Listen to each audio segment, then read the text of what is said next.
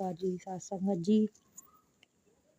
यदि आप चैनल पर नए हैं तो आप वीडियो को लाइक करिए, चैनल को सब्सक्राइब करिए। आप लोगों का एक लाइक सब्सक्राइब दासी की हिम्मत और हौसला बढ़ाता है। साथ संगत जी आज दासी एक नए विचार लेकर के आई, आनंद की प्राप्ति। साथ संगत जी महात्मा कहते हैं कि ईश्वर की अनुभूति के बिना आनंद की प्राप्ति संभव नहीं है। आनंद कोई वस्तु नहीं है जिसे दौलत देकर खरीदा जा सके।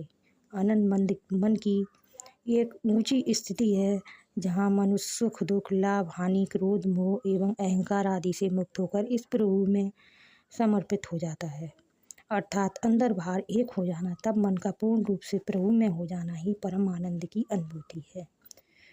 सत्संग जी संत कबीर जी का यह कथन है कि सुख दुख से ऊपर परम सुख जामे रहियो समाए आनंद की अनुभूति को ही दिखाता है।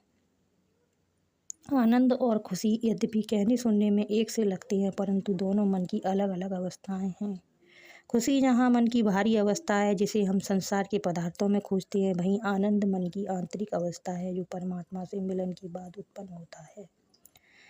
सत्संग जी संसार से प्राप्त बाहरी खुशी जहाँ समय के साथ खत्म हो जाती हैं, वहीं आंतरिक आनंद प्रभु के साथ मिलकर अमित हो जाता है, जिसका नाम कहीं नहीं होता है। यह मोक्ष पद है। सत्संग जी खुशी बंधन में है, आनंद बंधन रहित है। संसार से प्राप्त खुशी दुख का कारण बनती है, परंतु परमात्मा से प्राप्त आनंद मोक्ष का कारण बनता है। लोग कभी कभी अज्ञानतावश मन को बलपूर्वक संसार से अलग करने का प्रयास करते हैं, लेकिन यह प्रयास बेकार होता है। ऐसा इसलिए कि जब भी मन पर इसका नियंत्रण ढीला पड़ता है तो दोबारा संसार में लिप्त हो जाता है। इसलिए जरूरी है कि ज्ञान से प्राप्त विवेक के द्वारा यह विश्वास किया जाए कि संसार क्षण क्षण बदलता रहता है, अतः इससे प्राप्त खुशी भी क्षणभंगुर है। समय के साथ खुशी भी खत्म हो जाएगी। इसका अर्थ कदापि नहीं है कि संसार निरर्थक है।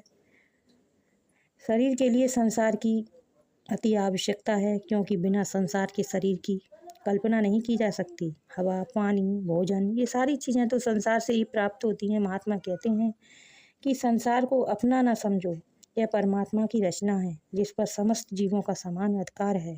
परमात्मा के बिना संसार में भटकन ही भटकन है, आनंद प्राप्त नहीं है। सत्संग जी आनंद सिर्फ परमात्मा से जुड़कर संसार के प्रति अपने कर्तव्य पालन करने में है, और उसे भी यह सोचकर कि हम जो भी कर रहे हैं प्रभु की आज्ञा में ही कर रहे हैं, ऐसी सोच इंसान को अपने आप में रखनी है। महात्मा कहते हैं कि अगर जीवन में सच्चा आनंद प्राप्त करना है तो मन को प्रभु के ज्ञान से संभाल लो।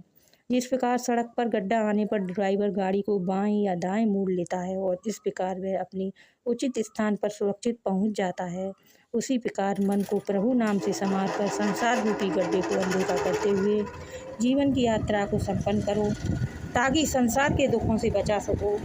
जब मन प्रभु नाम से संभलेगा तभी हम परमात्मा के रास्ते पर चलते हुए सेवा सुमरन सत्संग कर पाएंगे।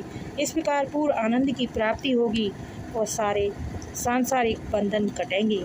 यही तो मोक्ष है।